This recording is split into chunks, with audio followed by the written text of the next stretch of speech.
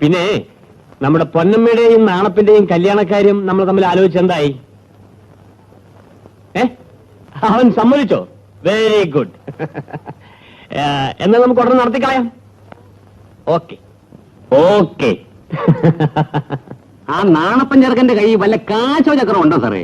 പിന്നെ കാശില്ലാതിരിക്കൂ. അവൻ നല്ലവനാടോ. പാവം. പാവം ഒരു പൊന്തവന് എങ്ങനെ കൂടെ പോർക്കും? നീ പോർക്കണ്ടടി, നിനക്ക് സാറില്ലേ? എടീ, നിനക്കൊരു മേലവിലാസം ഉണ്ടാകുന്നത് നല്ലതാടി. നേരാ സാറേ, പെണ്ണായാൽ മനുഷ്യനെ ബോധിപ്പിക്കാനെങ്കിലും ഒരു അന്തിക്കൂട്ട് വേണം. നാണപ്പനല്ലാതെ വേറെ ആരും നിന്നെ താലി കെട്ടിയാലും നമുക്ക് ഇതുപോലെ കയ്യാൻ ഒക്കില്ലടി. അത് പറഞ്ഞാൽ ഇവളുടെ തലയെ കേറത്തില്ല സാറേ. എടീ പൊന്നമ്മേ, കതിർമണ്ഡപത്തിൽ കേറുന്നതിന് മുമ്പേ എനിക്ക് ദക്ഷിണ തരണം. അതിന് അവള് തന്നെ തരണോ? ഞാൻ തന്നാലും പോരെ? സാറ് തന്നാലും അവള് തന്നാലും കാശ് സാറിന്റെ തന്നെയല്ലേ? അന്ന് എനിക്ക് വയറ് നിറച്ച് ഡിപ്ലിക്കോസ് അടിക്കണം സാറേ. എന്റെ ഒരു ആശയാ. ഇത് നാണപ്പിന് കല്യാണത്തിന് എടുക്കാനുള്ള മുണ്ടും ഷർട്ടുമാണ്. ഇത് അവൾക്ക് സാരി. കൊച്ചമ്മ ഡ്രസ് തന്നു, അങ്ങനെ കുറെ രൂപയും തന്നു. പക്ഷേ ഈ കാർ എന്റെ കല്യാണത്തിന് തരുമെന്ന് ഞാൻ വിചാരിച്ചില്ല.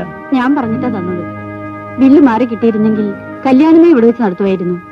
അതിരിക്കട്ടെ, എന്തോ കംസൻകുട്ടമ്പിള്ളയുടെ അനന്തരവളാണോ പൊന്നമ്മ? എന്നാണ് മൂപ്പിലാൻ പറയുന്നത്. പക്ഷെ അതിന്റെ അക്കൽദാമം എന്താണെന്ന് എനിക്കറിയില്ല.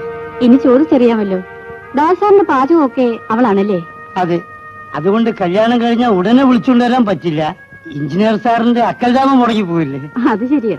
അദ്ദേഹം എങ്ങോട്ടെങ്കിലും സ്ഥലം മാറി കഴിഞ്ഞാൽ ഒരു വീടെടുത്ത് രണ്ടുപേർക്കും കൂടി താമസിക്കണം. എന്നാ ഇനി നീ താമസിക്കണ്ട. കല്യാണം മംഗളമായി നടക്കട്ടെ.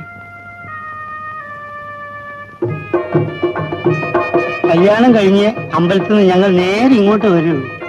അങ്ങുന്നിന്റെയും കൊച്ചമ്മയുടെ അനുഗ്രഹം വാങ്ങിക്കാതെ ഞങ്ങൾ വേറെ ഒരു അക്കൽദാമയ്ക്കും പോയില്ല.